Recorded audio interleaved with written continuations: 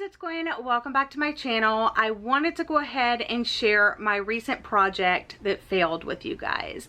I have alluded to it in other videos and on other social media platforms, and I just finally wanted to share what I have been talking about. So I had an idea for a video, and it was going to be, I was going to go by decades and read the best mysteries of that decade based off of the poll results or the ratings and stuff like that on Goodreads. So if you didn't know, you can kind of like vote different lists on Goodreads. Like basically, I went onto Goodreads and I searched up the best mysteries of the 1970s, and they actually had it like 1970s, 1980s, 1990s, and I plan to make this whole series on my channel where I was going to read the best mysteries of different decades and share them with you. And no, mysteries aren't something that I typically read. I really love thrillers, but thrillers often have like a mysterious element woven in, so I thought this could be something like new that I branched out and did. However, it was a huge flop, you guys. So what I did is I looked at the list, and I knew there would be books on there that were not like the first in a series. Rules were pretty simple. I wasn't going to reread a book I have already read in the past, and I wasn't going to read a book out of series order. So if a book was like the fourth in a series, I'm not going to read that. So I just started at the top at number 1, and I think the very first one was like the 14th book in a series or something like that. And I'll actually insert a little screenshot that I took, because these things tend to change as we saw in my Netflix thrillers series that I did. Things change, so I went ahead and screenshotted it where I got my books from. So the books that I came up with, I picked 3 books to read. I was going to read An Unsuitable Job for a Woman, and this is the Cordelia Gray series, but it was book number 1. And then I was going to read The Cater Street Hangman, which is part of the Charlotte and Thomas Pitt series, but it's also the first one. And then I was going to read this other book, A Morbid Taste for Bones, and I think that was just like a standalone book. So I was excited that I was starting these series, because I was like, if I like the first book, I'll be able to continue in the series and like make another video out of that. However, I honestly did not do too much research going in. I was trusting the Goodreads gods out there and like readers in general, and big mistake, you guys. I DNF'd 2 of these books, and I didn't even start the 3rd because I'm just terrified after fully reading this synopsis. Now, a couple of them I actually did read the synopsis, and I was like, oh, that sounds good, but I didn't read like in between the lines about the setting and stuff like that. And that's what really turned me off. I thought 1970s, one of my favorite decades, like I should totally enjoy a mystery written in this time. I was wrong, so wrong.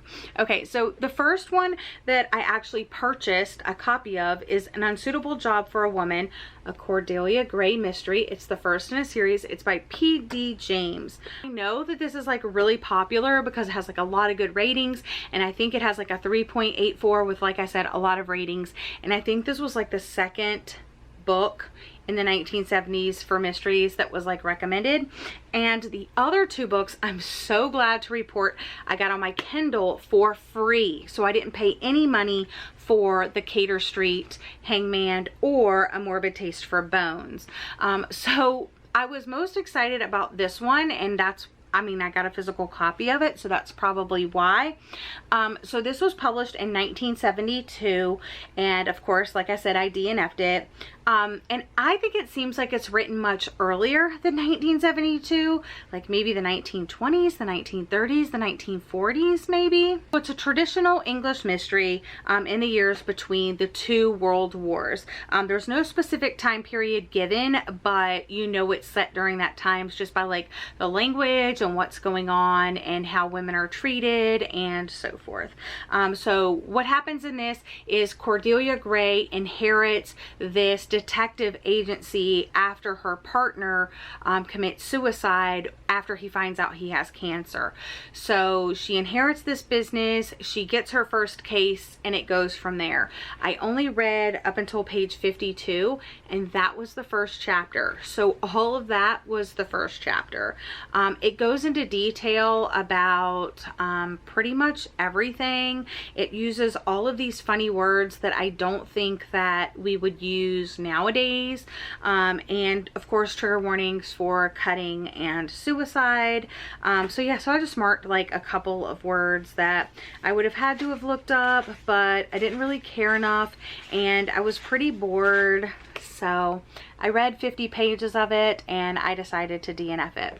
Okay, so on my lunch break video, when I was actually reading on my lunch break, I was reading The Cater Street Hangman, and I read 3 chapters of that, and that was 18% into the actual book. Like I said, I think that's a pretty good amount to realize that I'm going to DNF it. So in this one, the setting is London, England, 1881.